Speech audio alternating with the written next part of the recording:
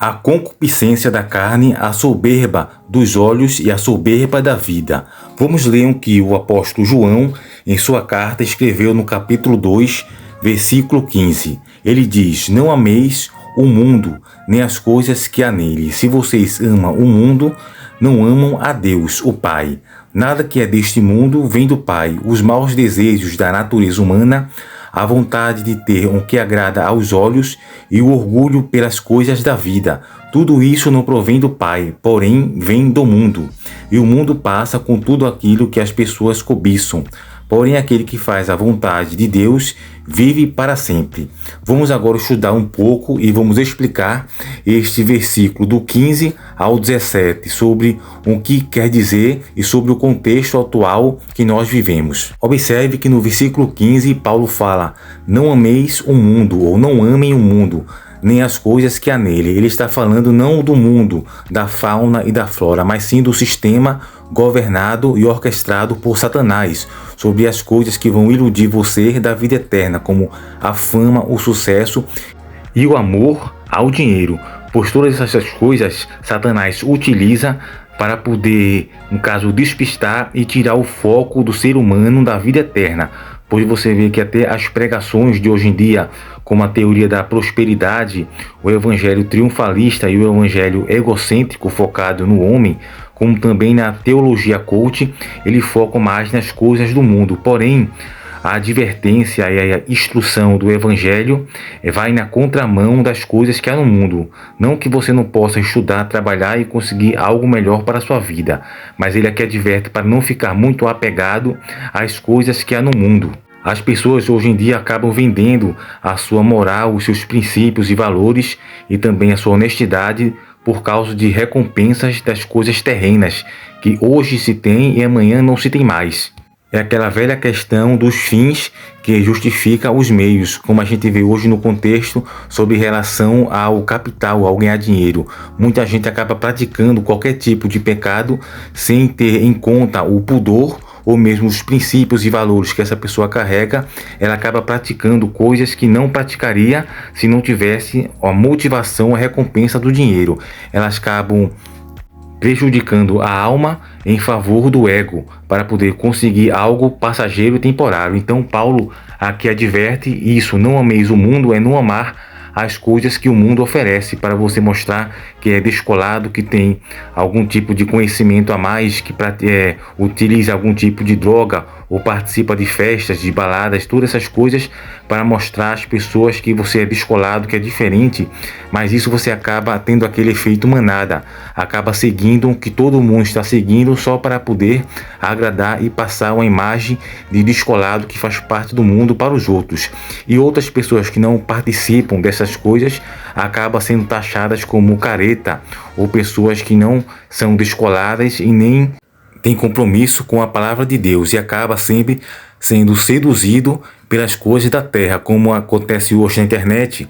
A gente vê o cenário de várias teorias e de pessoas que sempre amam a riqueza e sempre focam em dinheiro. Até mesmo gente falando que está estudando a Bíblia para poder ficar mais rico, onde também nas escrituras adverte contra o amor ao dinheiro, como a parábola do rico louco, que Jesus fala que ele, no caso, ajunta tesouros em seu celeiro, mas depois, naquela mesma noite, Deus fala: louco, esta noite pedirão a tua alma, e tu, o que tens? No caso, ele era rico, ajuntou bastante tesouros na terra, mas não era rico para com Deus. Ele não ajudava o próximo, os necessitados, e tinha só o objetivo de enriquecer para poder ostentar e mostrar às pessoas que têm mais dinheiro e etc. É sempre aquela necessidade de mostrar aos outros que é mais rico, que tem ostentação, que tem bens materiais, ou que é descolado, que usa algum tipo de substância tóxica para poder passar uma ideia que é mais masculino, mais homem, etc. Tudo isso por estar iludido com as coisas e os prazeres mundanos. Então Paulo, ele adverte isso na sua carta, como também João, o apóstolo João, aqui na primeira João, ele acaba advertindo contra o amor ao mundo. Bem diz no versículo 16: nada que é deste mundo vem do Pai. ou seja, os maus desejos da natureza humana. Ele fala também do sistema, como a gente vê quando Jesus estava no deserto, aqueles 40 dias, e Satanás ofereceu a ele as coisas do mundo, porque estão dentro do governo de Satanás. Vamos ler essa passagem. No Evangelho de Mateus, capítulo 4, versículo 8, o diabo, Satanás, levou Jesus para um monte muito alto, mostrou-lhes todos os reinos do mundo e as suas grandezas, e disse: Eu lhe darei tudo isso se você se ajoelhar e me adorar. Jesus, porém, respondeu: Vá embora, Satanás. As Escrituras Sagradas afirmam: adore somente ao Senhor, seu Deus, e sirva somente a Ele. Então, o diabo foi embora e vieram anjos e cuidaram de Jesus. Então, você observa aqui que Satanás é que tem a gestão e a administração de todo o governo mundano. Todas as organizações também estão a par de Satanás. Como diz, o mundo jaz no maligno, ou seja, Satanás ofereceu aqui reinos, riquezas da época, os grandes governos, e Jesus, que era o Filho de Deus, não tinha esse poder e essa riqueza material que Satanás tinha, como no caso o governo romano, que estava em vigência na época, que foi depois do governo, ou melhor, do reinado grego. Vem o reinado romano e Satanás estava por trás de todas aquelas organizações e grandes impérios. Ele podia, no caso, ofereceu a Jesus, porém Jesus recusou-se. Então isto são as coisas do mundo que estão a par e orquestradas pelo inimigo. E aqui João fala sobre os maus desejos da natureza humana, como a gente lê em Gálatas. Lá em Gálatas capítulo 5, versículo 19, diz: as coisas que a natureza humana produz são bem conhecidas. Elas são a imoralidade sexual, pecados de cunho sexual, a impureza, as ações indecentes, tudo que é indecente, a adoração de ídolos, a feitiçaria, as inimizades, as brigas, as ciumeiras, os acessos de raiva, a ambição egoísta, a desunião, as divisões, as invejas, as bebedeiras, as farras e outras coisas parecidas com essas.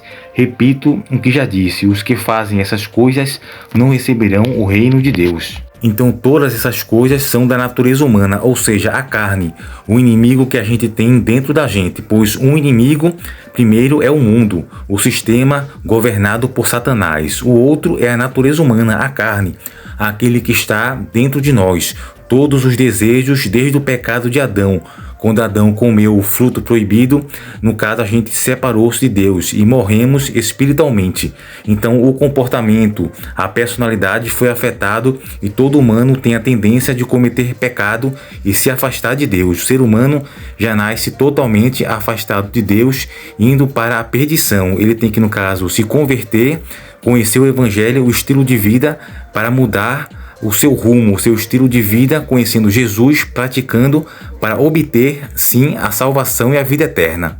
Outra, o apóstolo João fala de ter o que agrada aos olhos e o orgulho pelas coisas da vida. Ter o que agrada aos olhos é mais a questão da cobiça financeira pelos bens materiais, por você cobiçar sempre ter e nunca dar ênfase ao ser uma pessoa melhor, amar mais o próximo e etc. Ou, no caso, se aproximar mais de Deus, do estilo de vida do Evangelho. Porém, a maioria das pessoas, iludida pelos enganos da vida, acaba sempre querendo a concupiscência da carne e a concupiscência dos olhos, e também a soberba da vida, o orgulho pelas coisas da vida, ou seja, pela vaidade, pela aparência, ter o orgulho, ou pela uma educação superior. A pessoa também acaba se sentindo superior ou melhor que os outros devido à sua leitura, a seu nível de estudo, e tudo isso são orgulhos. Também há o orgulho pelo pecado, a pessoa que ama e tem orgulho de praticar a vida imoral. Por exemplo, alguns se orgulham de suas riquezas, da sua superior educação, por se vestirem conforme a moda, embora por vezes sem pudor. Outros se orgulham pelos seus antepassados, de sua nacionalidade, de sua cultura, dos desportos e etc., esquecendo-se que Deus resiste aos soberbos, mas dá graças aos humildes. Deus aborrece a soberba e a arrogância. Está lá em Provérbios, capítulo 8, versículo 13. A soberba precede a ruína. Então o apóstolo João fala sobre essas três questões que atrapalham a vida do cristão. Além de ter o inimigo Satanás, o mundo e a carne, existe a concupiscência da carne, o desejo da natureza humana, a vontade de ter o que agrada os olhos e também o orgulho pelas coisas da vida, ou a concupiscência dos olhos e a concupiscência da vida, a soberba. E também os pecados da concupiscência humana ou carnal, a imoralidade, fornicação, adultério. Esses pecados tomaram tal incremento nos últimos dias, nestes chamados tempos modernos, que somos obrigados a admitir a verdade das palavras de Jesus, quando profetizou há quase 12.000 anos, dizendo que os últimos dias seriam como os dias de Sodoma e Gomorra. Este espírito moderno não somente tem agarrado homens e mulheres, mas tem penetrado até nos lares de pessoas religiosas, nos institutos, nas escolas, e a semente corrupta é semeada sem nenhum tipo de pudor e com maneiras subis e diabólicas no coração humano, por intermédio, às vezes, e também por influência do cinema, do teatro, da arte, da literatura, da televisão e de tantos outros meios de comunicação, de maneira que o que Deus chama pecado chama-se hoje de moralidade moderna.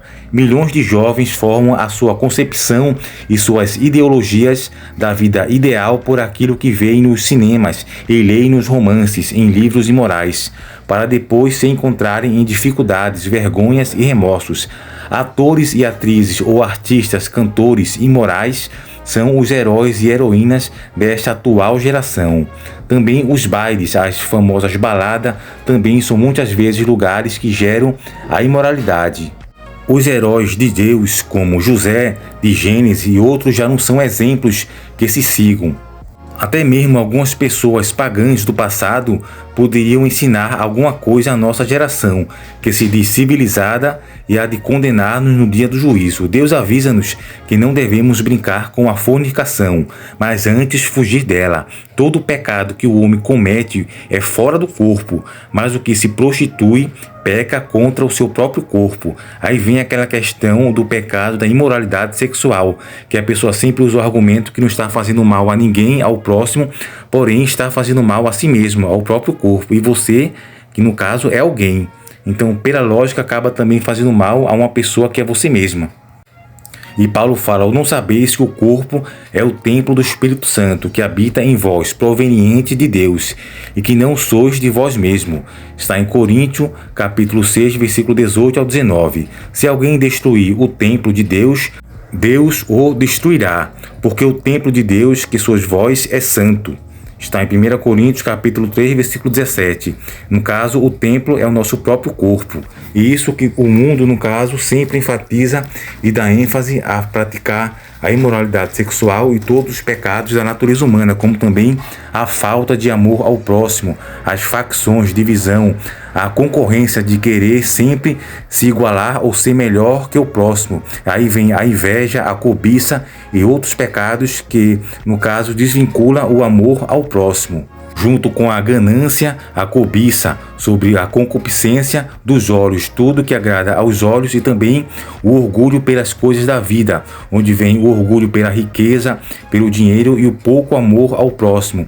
Aí nisso vem a soberba. Então, tudo isso que João fala aqui no livro de João, capítulo 2, versículo 15, é uma advertência e uma instrução sobre o sistema governado por Satanás no mundo e também sobre a natureza humana, a carne. Então, amigos e amados irmãos, chegamos ao final do vídeo. Esclarecemos aqui um tema bastante recorrente e complexo sobre a natureza humana, sobre a concupiscência da carne, a concupiscência dos olhos e a soberba da vida, que tudo isso é que seduz os seres humanos e acaba iludindo e enganando as pessoas para que elas se afastem cada vez mais de Deus, de Jesus, de seu evangelho, e se agarre cada vez mais com o mundo que é passageiro. Então você que escuta essa palavra, que esteja mais motivado a seguir o estilo de vida do Evangelho de Jesus Cristo, certo? E não cair na tentação das concupiscências, das coisas passageiras daqui da terra. Lógico que você pode estudar, trabalhar conseguir o seu melhor para ter uma vida com conforto, mas também sempre ajudando o próximo e praticando as boas obras pelo fato de já ser salvo, certo? Então terminamos aqui esse vídeo, fizemos aqui uma reflexão sobre esse texto da carta de João, capítulo 2, versículo 15 ao 17, certo? Ficamos por aqui. Você seja muito bem-vindo ao canal que é novo. Está convidado para assistir os outros vídeos que temos aqui no canal sobre diversos temas e assuntos, certo? E que Deus abençoe a sua vida grandemente, de toda a sua família, e até o próximo vídeo.